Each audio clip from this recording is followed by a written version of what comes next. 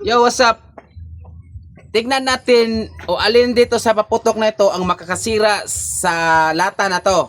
Itong apat na to, subukan natin sa maliit hanggang sa malaki. Ito, malaki. Yeah, tingnan ninyong mabuti. Let's go!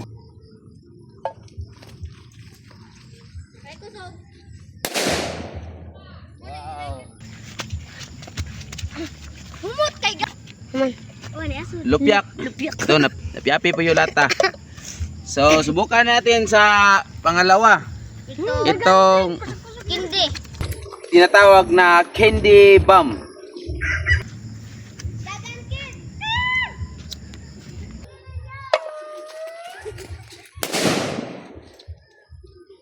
Hello guys. Dupyak naman. Oh, ito. Medyo malakas-lakas na siya. Grabe. Subukan natin sa pangatlo. Ito. Ang whistle bomb. Whistle bomb ra. Yeah.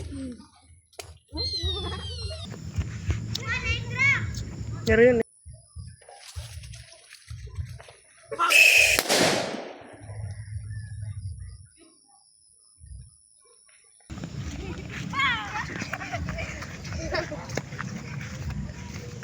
Ito. Grabe. Hindi naman na ano yung lata. Kaya subukan natin sa panghuli. Ito ang panghuli. Tingnan natin kung kaya ba niyang durugin ang lata na to. Tingnan nyo.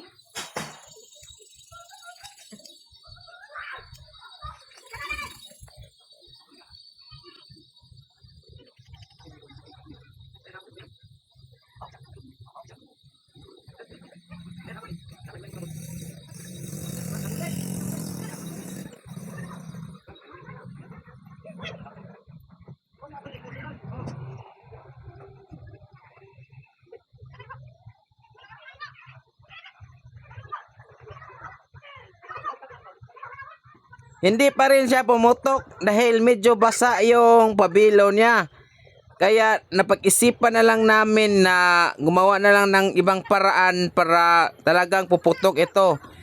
Kaya napag-isipan na lang namin na kukuha na lang kami ng apoy, isisindi sa tabi niya para ito ay pumutok at hindi na ito kayang sindihan na malapit dahil baka masabugan kami. Kaya ang ginagawa namin, kumuha lang kami ng dahon ng niyog at isindi sa gilid para puputok talaga ito. Para makita nyo gaano talaga ito kalakas. Kaya tignan ninyo.